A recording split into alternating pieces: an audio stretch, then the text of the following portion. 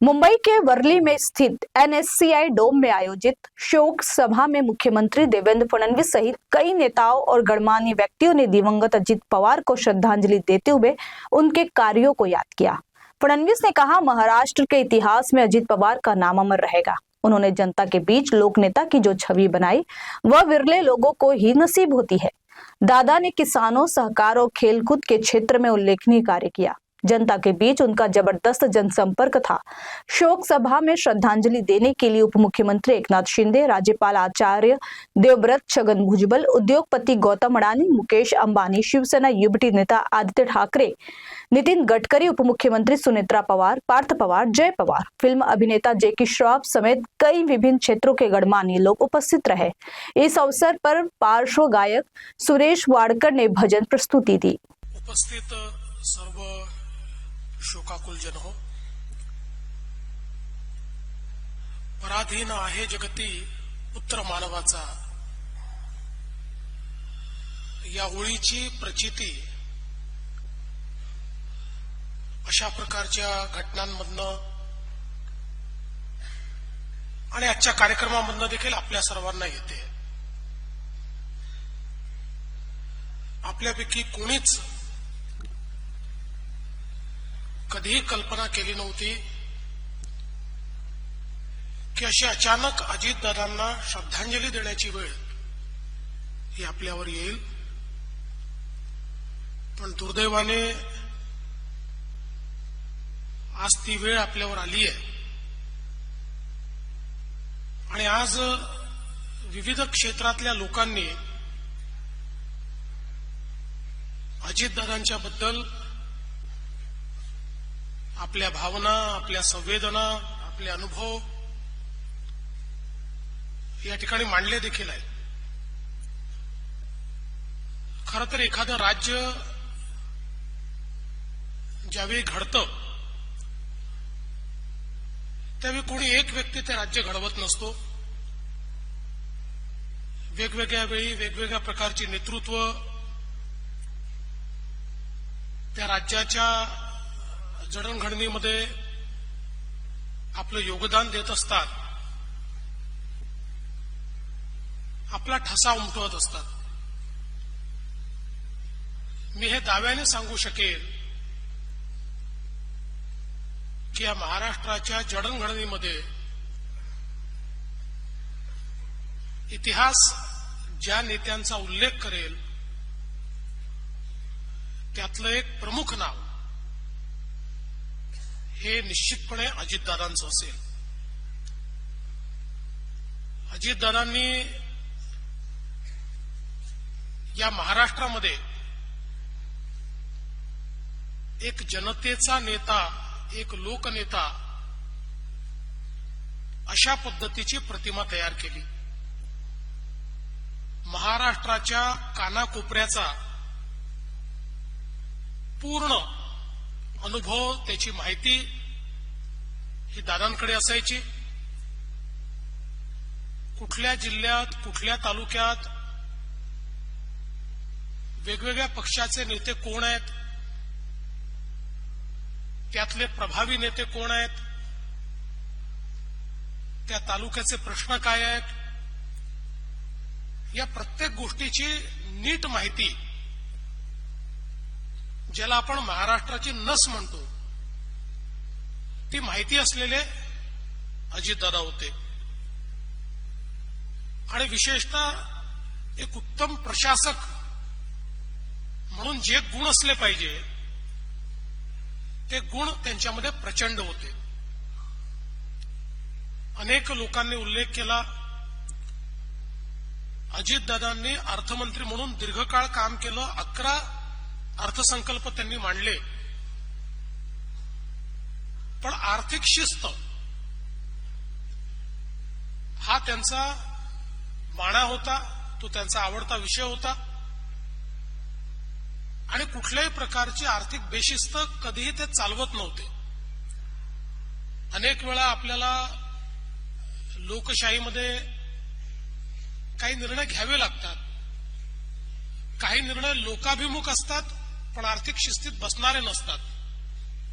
अशा परिस्थितीमध्ये लोकाभिमुख निर्णय ते घ्यायचे, त्याला विरोध करायचे नाहीत, पण वस्तुस्थिती मात्र निश्चितपणे मंत्रिमंडळापुढे ते मांडायचे की याचा आर्थिक भार कशा प्रकारे येणार आहे, त्यातनं राज्याची क्षमता ही इतर ठिकाणी गुंतवणुकीची कशी कमी होणार आहे आणि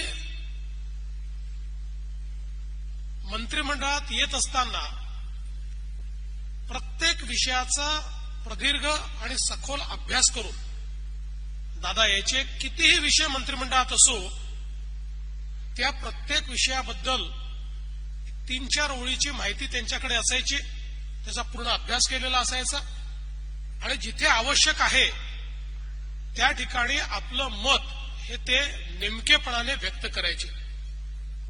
आणि म्हणूनच एक प्रशासक म्हणून आपण जर बघितलं, आपलं खातं चालवत असताना त्या ठिकाणी निर्णय क्षमता नितीनजींनी आता उल्लेख केला, कधीही फाईल दादांकडे थांबलेली मी बघितली नाही. निर्णय क्षमता प्रचंड होती, त्यामुळे तात्काळ निर्णय ते घ्यायचे आणि वेगवेगळ्या पद्धतीनं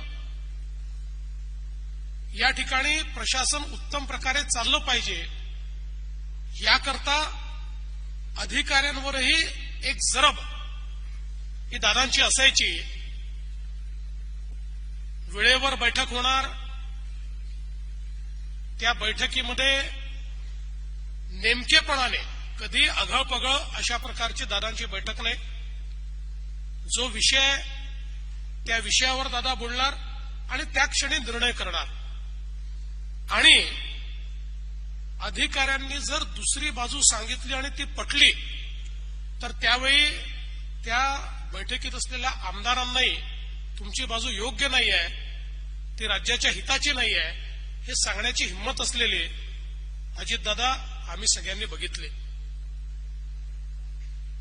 सहकाराचं क्षेत्र असो, क्रीडा क्षेत्र असो, विविध क्षेत्रांमध्ये त्यांनी काम करत असताना आपल्याला याची कल्पना आहे की ज्या क्षेत्रामध्ये त्यांनी हात घातला नेमकेपणाने, नीटनेटकेपणाने आणि शिस्तीच्या बाबतीत साखर कारखानदारीमध्ये एखाद्या नेत्याचा कारखाना जर नीट चालत नसेल तर तोंडावर त्याला सांगायचे, एखाद्या आमदाराला सांगायचे असं कसं चालवता तुम्ही, अशा पद्धतीने नाही चालत.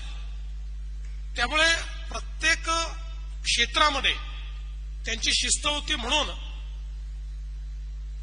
त्यांनी ज्या ज्या गोष्टी हातामध्ये घेतल्या त्या शिस्तीत आणि उत्तमपणे चालवण्याचा, टापटीपपणे चालवण्याचा त्यांचा नेहमी प्रयत्न असायचा. आणि या सगळ्या क्षेत्रांमध्ये काम करत असताना एक प्रचंड मोठा जनसंपर्क तर त्यांचा होताच, पण त्याचवेळी वैयक्तिक संबंध ठेवणं ही देखील एक प्रकारे त्यांची हातोटी होती. खरं तर दादांच्या बोलण्यात एक जरब होती, त्यामुळे अनेक वेळा कार्यकर्ते, आमदार हे थोडे त्यांच्यासमोर शिस्तीत असायचे, पण त्याच लोकांशी अतिशय वैयक्तिक अशा प्रकारचा संबंध देखील दादांचा असायचा. त्यांच्या सुखदुःखामध्ये दादा सामील असायचे. त्यांच्या अडीअडचणींकरता प्रसंगी संघर्ष करावा लागला तर संघर्ष देखील दादा करायचे. आणि म्हणूनच मला असं वाटतं की एक प्रचंड मोठा गोतावळा हा दादांनी तयार केला. आणि खरं तर एक गोष्ट मी नमूद केली पाहिजे की दादांच्या स्वभावातली शिस्त उभ्या महाराष्ट्राला माहिती होती आणि कदाचित वेगवेगळ्या पद्धतीने महाराष्ट्राने दादांना श्रद्धांजली दिली असेल, पण त्यातली एक पद्धत ज्यावेळी दादांचा अंत्यसंस्कार झाला, लाखो लोक त्या ठिकाणी हजर होते, प्रचंड मोठा जनसमुदाय होता, पण त्यातल्या प्रत्येकाने दादांना आवडते तशी शिस्त पाळली आणि अतिशय शिस्तीमध्ये लोकांनी त्या अंत्यसंस्कारात देखील भाग घेतला. मी तर असं म्हणेन की त्यांनी आपल्या परीनं दादांना दिलेली ती एक श्रद्धांजलीच होती. वैयक्तिक मी गेले काही वर्ष विशेषतः 2013 नंतर दादांची माझी खूप जवळची मैत्री झाली. त्याच्या आधी ओळख खूप होती, त्यांच्याबद्दल आदर होता, त्यांना माझ्याबद्दल होता. विरोधी पक्षात असताना मी अनेक वेळा कठोर टीका देखील त्यांच्यावर केली, पण आमच्या संबंधात कधी दुरावा आला नाही. किंबहुना दादा नेहमी मला चांगलंच वागवायचे. मी कधी त्यांच्याकडे हक्काने जायचो. पण 2013 नंतर अतिशय आम्ही जवळ आलो, आमची मैत्री झाली. दादांचा स्वभाव हा मला जवळून बघायला मिळाला आणि त्यातनं निश्चितपणे मी सांगू शकतो की एकदा निर्णय घेतला तर मग मागे पुढे पाहायचं नाही. जी किंमत असेल ती किंमत मोजायची, अशा पद्धतीचा दादांचा स्वभाव होता आणि मी माझ्या स्वानुभवातून अतिशय जवळून अनुभवलेला आहे. आमच्या अनेक वेळा गप्पा व्हायच्या, अनेक वेळा चर्चा व्हायच्या. सगळ्या गोष्टी या ठिकाणी सांगता येणार नाहीत, पण मला असं वाटतं की हा जो त्यांचा दृढ निश्चयी स्वभाव होता त्यामुळे राजकारणामध्ये कधी फायदाही झाला, कधी नुकसानही झालं. पण एक त्यांची जी प्रतिमा या महाराष्ट्रामध्ये उभी राहिली की जे बोलतो ते करतो असा हा नेता आहे, थेट बोलणारा नेता आहे. आणि त्याचवेळी त्यांच्या भाषणांमधला जो खुमासदारपणा होता, विशेषतः मी हे बघितलं की गेल्या काही वर्षांमध्ये तर दादांचं भाषण हे अतिशय खुमासदार व्हायचं. म्हणजे मी एकदा दादांना गमतीने म्हणालो की दादा तुम्ही रिअल स्टार तर होताच, पण आजकाल रील स्टार देखील तुम्ही झालात, कारण इतक्या रील तुमच्या आजकाल पाहायला मिळतात. अतिशय मोकळेपणानं दादा सगळ्यांशी व्यवहार करायचे. आणि खरं तर मी असं म्हणेन की ज्यावेळी त्यांचं व्यक्तिमत्व, त्यांचं नेतृत्व एका वेगळ्या क्षितिजाकडे चाललं होतं. एक असा काळ होता की ज्या काळामध्ये संघर्षाकडनं दादा स्थैर्याकडे गेले होते. स्थैर्याकडे गेल्यानंतर खूप स्वप्न ही त्यांना पूर्ण करायची होती. त्या दिशेनं पूर्ण दृढतेनं ते चालले होते आणि निश्चितपणे त्यांचं नेतृत्व एका वेगळ्या क्षितिजावर जात असताना अचानक आपल्यातनं त्यांचं निघून जाणं हे खरोखर अत्यंत वेदनादायी आहे, अत्यंत दुःखदायी आहे आणि विश्वास न बसण्यासारखा आहे. खरं म्हणजे निश्चितपणे सुनेत्राताई असतील, पार्थ आणि जय असतील, पवार कुटुंब असेल, यांच्यावर तर हा आघात आहेच. पण दादांनी ज्यांना आधार दिला असे अनेक नेते आहेत की ज्यांना आज पोरकं झाल्यासारखं वाटतं. असे अनेक कार्यकर्ते आहेत की ज्यांना नेमकं कोणाकडे जावं असा प्रश्न या ठिकाणी उद्भवतो. आणि आमच्यासारखे अनेक मित्र आहेत की ज्यांना असं वाटतं की आता पाहायचं कुठे, कारण दादांसारखा एक मित्र, आणि केवळ मित्रच नाही तर मी तर असं म्हणेल की एखाद्या मुख्यमंत्र्यांना अर्थमंत्री कसा पाहिजे तर तो दादांसारखा पाहिजे की निर्धास्तपणे दादा येथे माहिती आहे हे सांभाळून घेतील, नीट आपली आर्थिक गडी ते बसवतील. अशा पद्धतीनं एक मनामध्ये ठाम विश्वास असताना, आणि खरं म्हणजे दादांनी तर यावर्षी आणि पुढच्या वर्षी अर्थसंकल्प मांडल्यानंतर एक नवीन रेकॉर्ड या महाराष्ट्रामध्ये तयार केला असता. अशा परिस्थितीमध्ये दुर्दैवाने आता तो अर्थसंकल्प मला मांडावा लागतोय. पण मला असं वाटतं की जी आर्थिक शिस्त या महाराष्ट्राला दादांनी शिकवली त्या शिस्तीतच तो अर्थसंकल्प मांडण्याचा प्रयत्न आम्ही करेन. आणि आपण सगळे मिळून दादांचे जे स्वप्न आहेत, त्यांचे जे गुण आहेत, त्यांचा जो गुणवत्तेचा आग्रह आहे, क्वालिटीचा आग्रह आहे, सकाळपासनं रात्रीपर्यंत न थकता काम करण्याची त्यांची जी जिद्द आहे, ही प्रत्येक गोष्ट आपण सगळे अंगीकारू. आणि मला असं वाटतं की दादांची स्वप्न पूर्ण करणं आणि या महाराष्ट्राला पुढे नेणं हीच खऱ्या अर्थानं त्यांना श्रद्धांजली ठरेल. मी स्वर्गीय दादांना विनम्र श्रद्धांजली अर्पण करतो आणि ईश्वराने त्यांच्या कुटुंबाला आणि आपल्या सर्वांना हे दुःख सहन करण्याची शक्ती द्यावी अशी ईश्वरचरणी प्रार्थना करून माझं बोलणं संपवतो. यांच्या शोक सभेला आपण एकत्र आलेलो आहोत. मी त्यांना भावपूर्ण श्रद्धांजली अर्पित करतो. परंतु अशी वेळ आपल्यावर इतक्या लवकर येईल असं कुणालाही स्वप्नात देखील वाटलं नव्हतं. खरं म्हणजे अजितदादा यांनी जे महाराष्ट्रामध्ये गेले अनेक वर्ष काम केलं, 1991 पासून आजपर्यंत अनेक पदं त्यांनी भूषवली. खासदार झाले, आमदार झाले, मंत्री झाले, विरोधी पक्षनेते झाले, उपमुख्यमंत्री झाले. एक स्पष्ट वक्ता, एक परखडपणे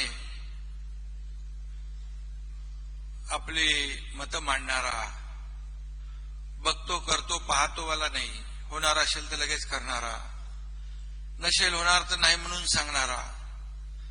खरं म्हणजे राजकारणामध्ये कडक शब्दात स्पष्टपणे नाही म्हणून सांगणारी माणसं कमी असतात. परंतु अजितदादांना आम्ही पाहिलं की होण्यासारखं असेल तर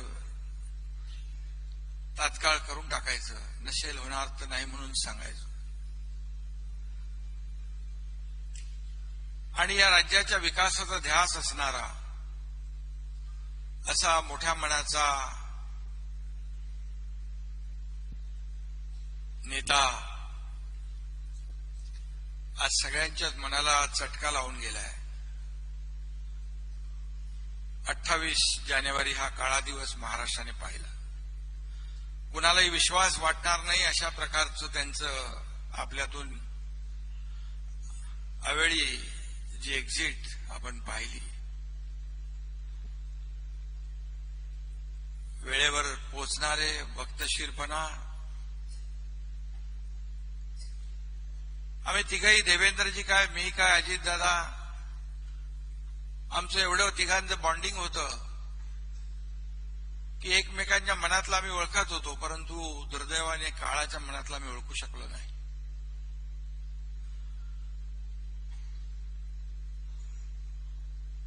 मुंबईमध्ये सरन्यायाधीश आता जे आहेत सूर्यकांतजी, त्यांचा कार्यक्रम होता आणि त्यावेळेस अजितदादा कार्यक्रम संपल्यावर थोडं अगोदर निघाले. मी त्यांना म्हणालो अजून कार्यक्रम आपला बाकी आहे. मला म्हणाले, असं म्हणाले, म्हणजे मला बाहेर जायचं आहे, विमान पकडायचं आहे. 2 दिवस अगोदरचा मला वाटतं कार्यक्रम असेल.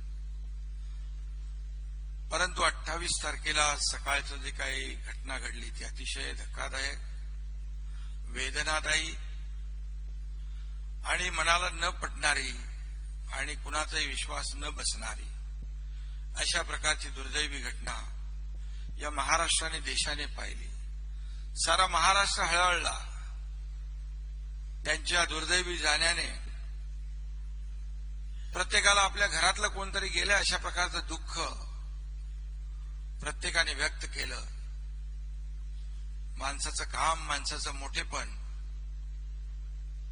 त्यांच्या बारामतीमध्ये लाखोंचा जनसमुदाय जमा झाला आणि आपण पाहिलं किती मोठा माणूस होता, किती मोठ्या मनाचा होता आणि आपला माणूस, कामाचा माणूस, प्रत्येकाच्या विश्वासाचा माणूस त्या दिवशी आपल्यातून निघून गेला आणि म्हणून लाखो लोक जमा झाले होते.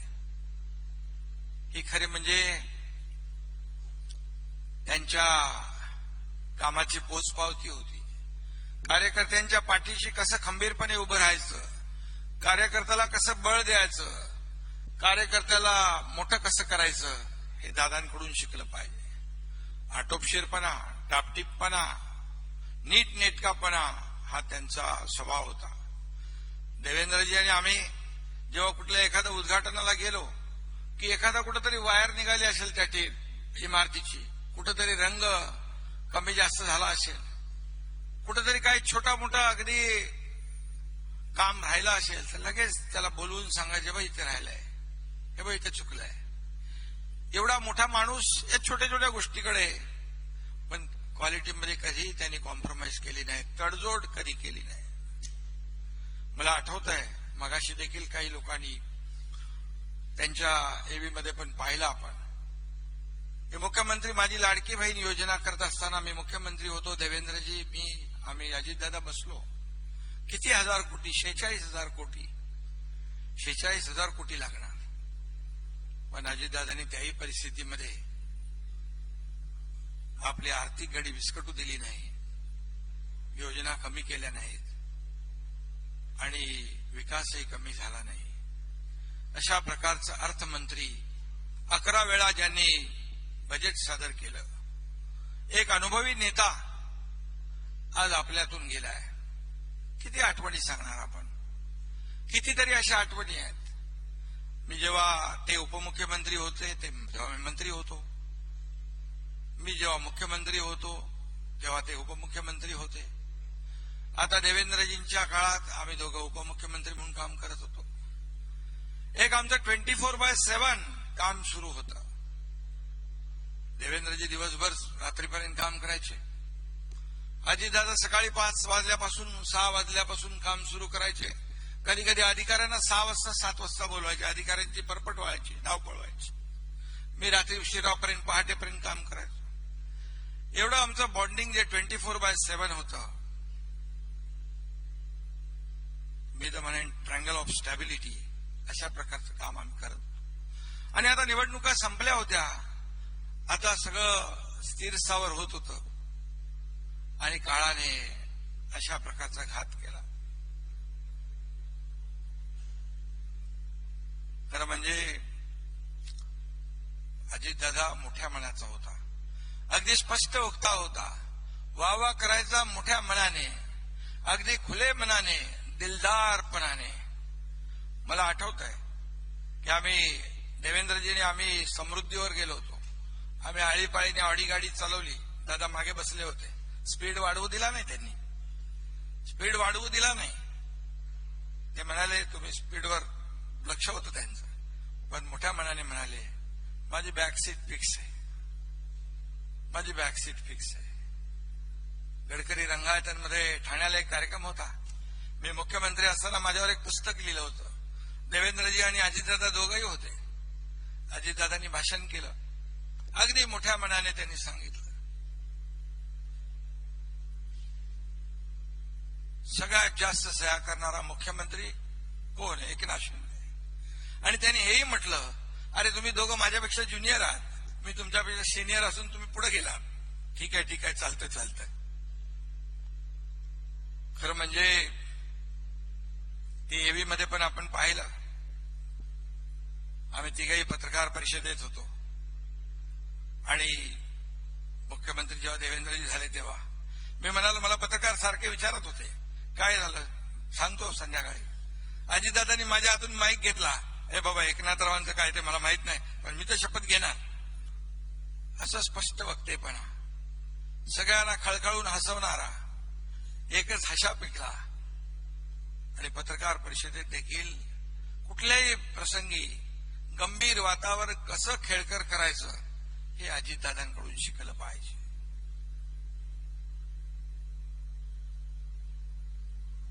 त्यांनी एवढं काम केलंय. आणि मंत्रिमंडळात देखील आम्ही ज्या योजना केल्या त्यानंतर काटकसर कशी करायची हे मंत्रिमंडळात देखील सांगायचे. ते सगळ्या मंत्र्यांना कुठेही तुम्ही कुठली घोषणा करू नका, अशी अशी परिस्थिती आपली आहे, असं अगदी स्पष्ट वक्तेपणा देखील. आणि आम्हाला वयाने ते मोठे होते, माझ्यापेक्षा अनुभवाने मोठे होते. खरं म्हणजे वडिलकीचा सल्ला देखील ते नेहमी द्यायचे. काही गोष्टी ते बोलायचे ते मी तर बोलू शकत नाही, परंतु अगदी मनापासून, अगदी त्यांचा आवाजामध्ये जे काही जरब होती, सगळ्या गोष्टी होत्या. आणि प्रशासनावर खूप पकड होती. पण मी जाता जाता एवढंच सांगेन की असा माणूस पुन्हा होणे नाही. अजितदादा पुन्हा होऊ शकत नाही. अशी माणसं दुर्मिळ असतात आणि त्यातले अजितदादा होते. आणि खरं म्हणजे त्यांच्या मनामध्ये देखील असं प्रत्येकाला वाटतं. 6 वेळा उपमुख्यमंत्री झाल्यानंतर कुणाला वाटणार नाही, परंतु ते शल्य आणि ती खंत कायम राहिली. नशिबाने साथ दिली असती तर तेही झालं असं. पण आज अजितदादा नाहीत. मी अगदी मोकळ्या मनाने सांगतो, एक कर्तबगार मुख्यमंत्र्याला होणाऱ्या आपण मुकलो, महाराष्ट्र मुकला, कारण मुकला. आणि खऱ्या अर्थाने सुनेत्राताई इथं आहेत. त्यांनी ज्या अतिशय धीरोदात्तपणे पार्थ आहे, जय ही जबाबदारी उचलली आहे. सांत्वन करणं सोपं असतं. ज्याचं जळतं त्याला कळतं. मी देखील भोगलेलं आहे. माझी 2 मुलं जेव्हा गेली अपघातात, माझे गुरु आनंदी अपघातात गेले, ते दुःख पाहिलंय, सोसलंय. त्यामुळे सांत्वन करणं सोपं असतं, पण सहन करणं कठीण असतं. आणि म्हणून मी अजितदादा आपल्यात नसले तरी सुद्धा त्यांची कामं, त्यांचं कर्तृत्व, त्यांचे विचार आपल्या सोबत कायम असणार आहेत. सुनेत्राताई आहेत, जय पार्थ आहे, आम्ही सगळेजण, आपण आपला परिवार एकच परिवार आहे. पवार परिवार काय आपला सगळा. दादांनी देखील महाराष्ट्राला परिवार मानलं होतं. आणि म्हणून आपण सगळे एका परिवारातले आहोत. आम्ही सगळेजण आपल्या दुःखात सहभागी आहोत, आपल्या सोबत आहोत. आणि दादांनी जे जे काही विचार केलेत ते पुढे नेणं, ते म्हणायचे विकास आता लांबणार नाही, महाराष्ट्र आता थांबणार नाही, हे पुढे आपल्याला घेऊन जायचं. आणि हीच खरी त्यांना श्रद्धांजलि ठरेल. धन्यवाद. केवल हमने नहीं, परिवार ने नहीं, पूरा महाराष्ट्र ने सब कुछ खोया है दादा के निधन के बाद. दादा का काम आगे रखना, यही उनको श्रद्धांजलि रहेगी.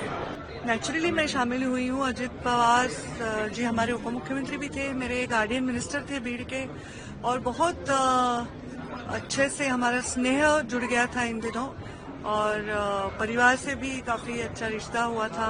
सुनेत्रा वहिनी से, उनके बच्चों से, मेरे बच्चे दोस्त हैं, तो हम लोग साथ में ही रहते हैं. आज ये फिर से शोक, वो जो 28 तारीख का वापस हमारे माइंड में आया.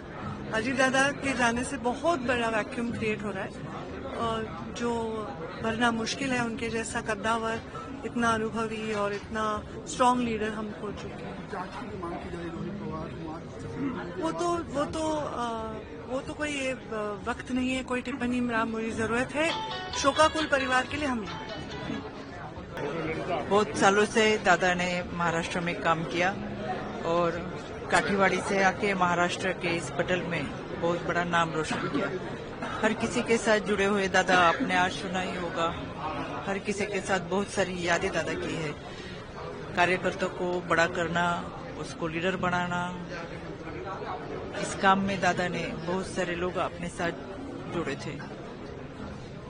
अभी हम जैसी महिलाओं को सक्षम करने के लिए दादा ने बहुत प्रयास किया।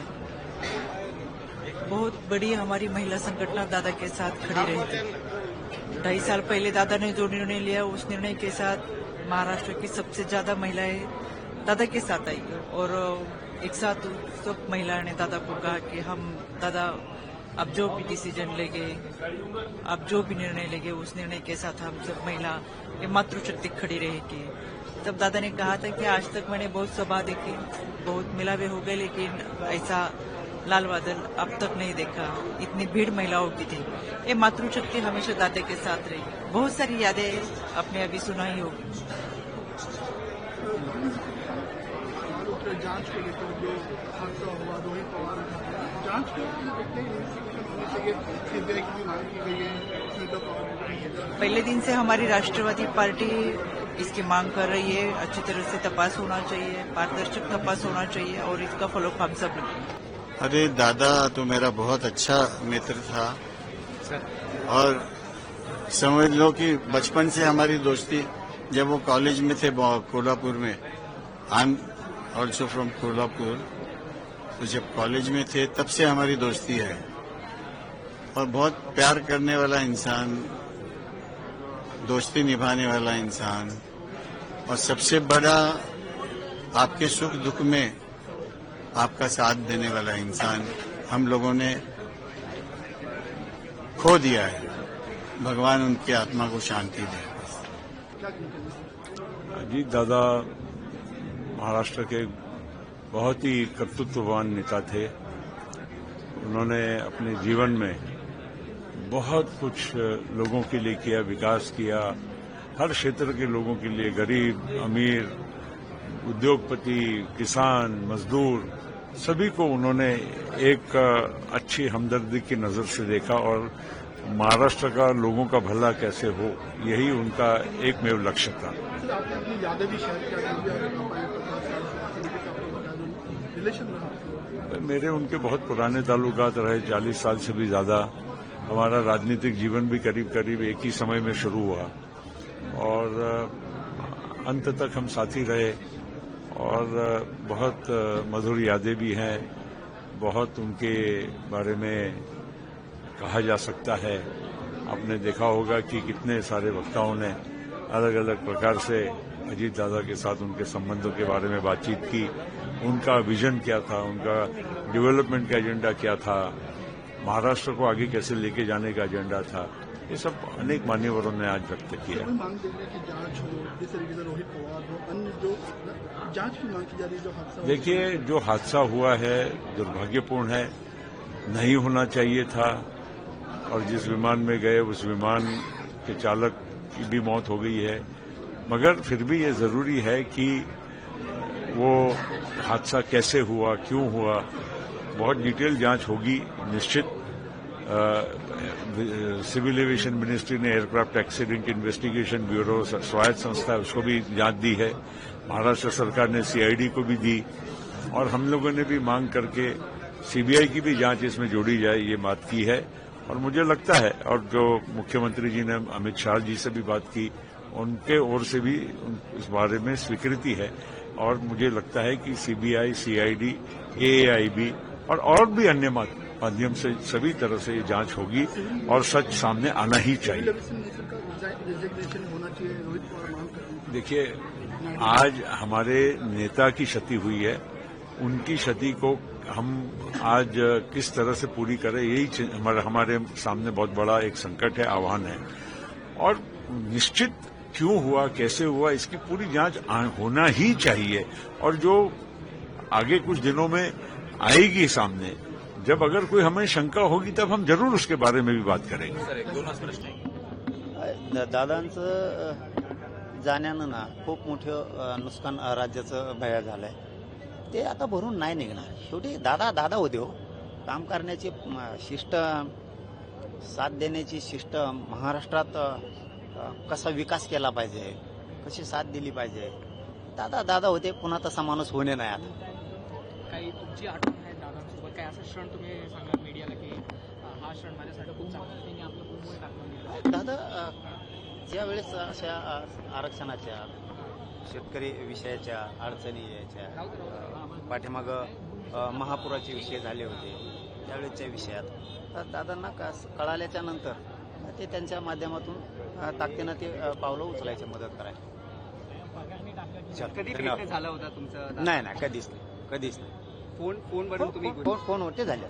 नहीं, अजीत दादा के बारे में एक बहुत बड़ा हादसा हुआ है और एक महाराष्ट्र को गति देने वाला, महाराष्ट्र की इकोनॉमी डेवलप करने वाला और सभी लोगों के ऊपर प्यार करने वाला एक बहुत बड़ा नेता अचानक हमारे बीच में से निकल गया है और ये महाराष्ट्र का इसमें बहुत बड़ा नुकसान हुआ है। मेरी जो रिपब्लिकन पार्टी ऑफ इंडिया है, तो मेरे पार्टी के साथ, मेरे साथ उनके बहुत अच्छे संबंध अनेक सालों से रहे हैं और इसलिए अजीत दादा का जाना ये हमें बहुत बड़ा झटका लगा है। और मांग करी जा रही है, जांच की मांग की जा रही है, रोहित पवार लगातार आवाज उठा रहे हैं। मुझे लगता है कि जांच होनी चाहिए। जिस तरह माननीय मुख्यमंत्री जी ने सीबीआई इंक्वायरी के लिए जिस तरह सुनेत्रा पवार और राष्ट्रवादी कांग्रेस ने मांग किया है, उसके मुताबिक अमित शाह जी को पत्र लिखा है और इसकी सीबीआई इंक्वायरी भी हो जाएगी। सीआईडी इंक्वायरी चल रही है और मतलब सिविल एविएशन की तरफ से भी मतलब पूरी इंक्वायरी हो रही है। तो मुझे लगता है कि इसमें हादसा क्यों हुआ है, क्या कारण हुआ, इसकी पूरी जांच होनी चाहिए। ये हम सब लोगों की मांग है और वो जांच चल रही है। बहुत बड़ा महाराष्ट्र का बहुत बड़ा लॉस है। अजीत दादा जैसे इतने परिपक्व, इतने होशियार, जिनको सामान्य लोगों के बारे में कितनी सहानुभूति थी, हर एक जन, आपने देखा जिस दिन एक्सीडेंट हुआ उस दिन भी पेपर सभी चारों जगह पे उनके बिखरे हुए थे। लास्ट तक सिर्फ काम ही कर रहे थे, सामान्य जनता का सामान्य नेता, ऐसी उनकी पहचान थी। आज वो हमारे बीच में नहीं है, उसका बहुत दुख होता है। पेड़ के लिए बहुत काम करने वाले थे। अगले ये फरवरी महीने में हमारा काम था कि हम लोग 50 देवराई का काम शुरू करने वाले थे, लेकिन हम करेंगे। फैमिली के साथ हम लोग रहेंगे। Thank you sir.